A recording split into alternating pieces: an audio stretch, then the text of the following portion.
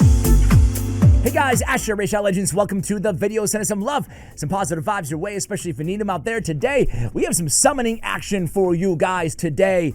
I'm pumped. I'm excited. We got lucky. We got lucky for the first time this year. Literally, right? We actually hit the Progressive Chance Champion on the last summoning. Can we do it again? Odds are extremely stacked against me.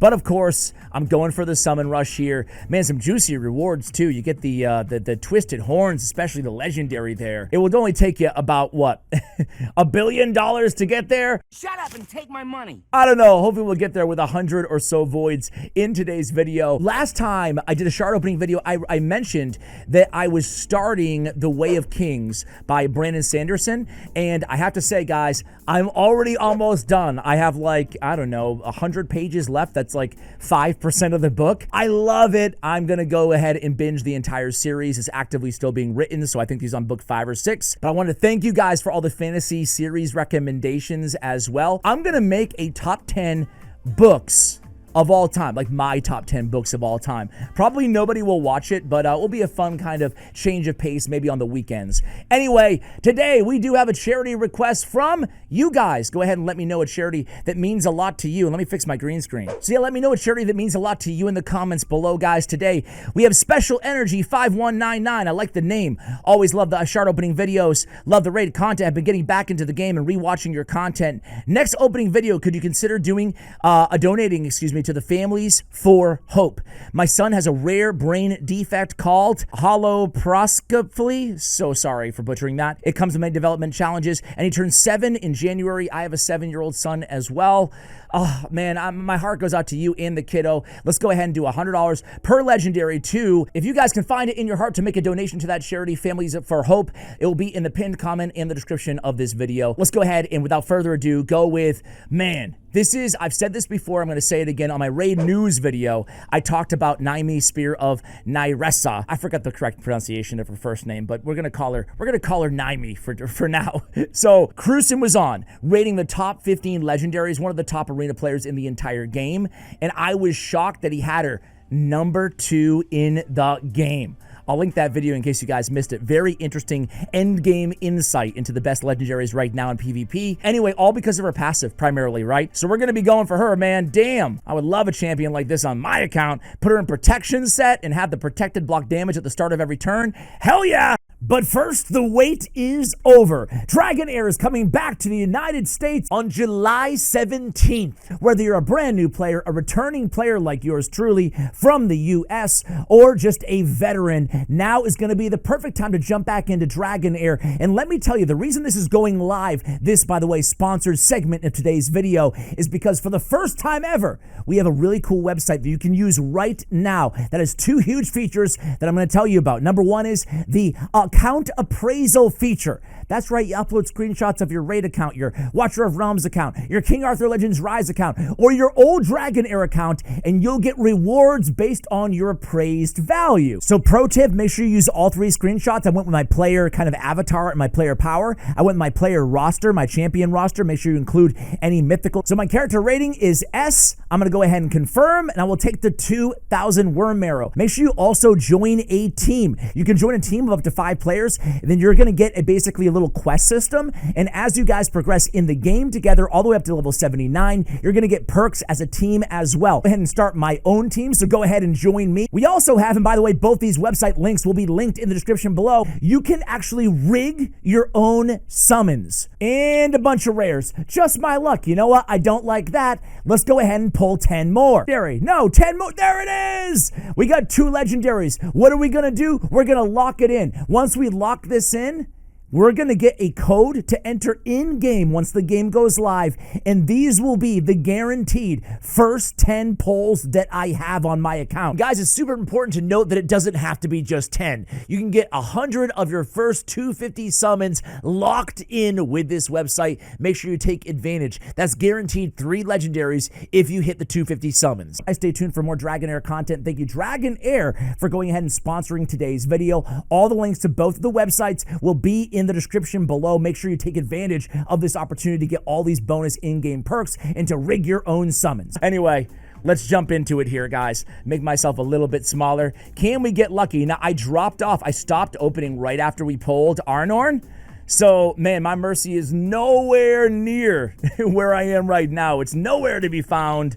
So I am playing extra against the odds. I would not advise you guys do this at home. Don't try this shit at home. All right, so here we go. So, Centurion, a bunch of blues. This is not going to go well. I'm already getting that hollow feeling in my heart right now. Tree Shield, not the best rare reviver in the game. Gear Grinder, a decent rare reviver. Denid, the Tusk Knight, has an AoE big version Strengthen. That's the only rare in the game. In fact, only one epic in the game with that ability, in Morag Bronze Lock. All right, Cage Bound, kind of a mediocre ally protector rare. Doom Screech, the best turn meter booster in all rares in the game. Branch Arm Lacera, decent AoE ×2 hitter. Ayala Life Braid, I like her. Good healer, block debuffs for 2 turns and the instant turn on the passive. I like her, I don't love her. Kurzad, I love that little fella. Increased accuracy on a 3-turn cooldown, big version, hell yeah. Fnatic, cool looking champion, doesn't do anything cool though. What the f is this thing? I'm an Anomalocaris. What do you do? I do my best. All right, Seducer, pretty cool, old school, but still a pretty cool champion. The companion champion with Temptress, I want to say. Ashwalker, what's up, Ashwalker? Fellhound, still my campaign farmer even after all these years. But we're not here to talk about freaking campaign farmers, are we? We're here to talk about the legendary gold.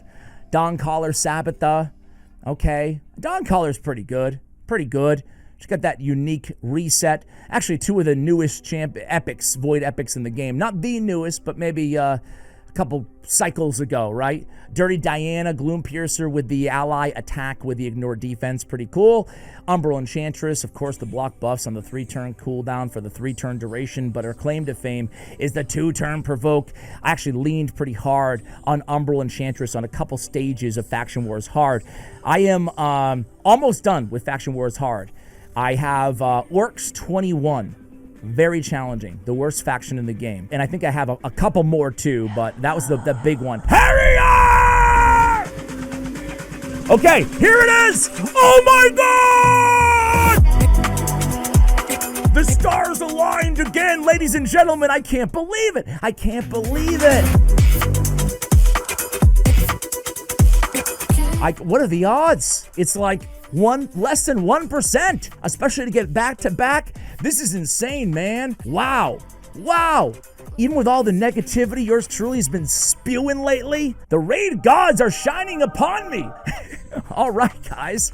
I don't know what to say. This is freaking bonkers. All right, what does she do? Why is she so special? Why is this seemingly mediocre kit number 2 out of every legendary in the game, according to Cruisin'? Well, she has a decreased attack, decreased crit rate for 2 turns, 50% chance that these debuffs cannot be resisted or blocked, 75% chance. That's interesting. Booking up the chances that it can't be resisted or blocked. I don't think I've ever seen that in the game before. Either way, not that special of an ability. All right, an ability, but is a void freaking legendary, right?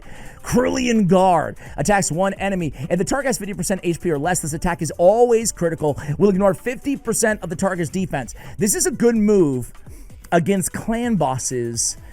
Demon Lord in Chimera when the health is already below 50%, right?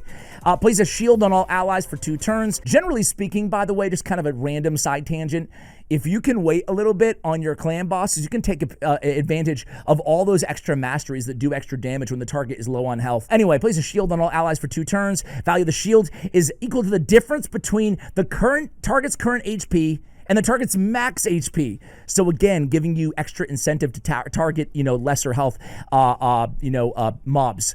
All right, if the target's a boss, the value is proportional to this champion's defense, which scales very well. I want to say she's like 15 in the 1500s on her base defense. And the target's killed also reduces the cooldown of all ally skills by 2 turns. This is not as powerful as the A3 Obsidian Guard, is it, of what's his face, Odin, but it's kind of like the same idea.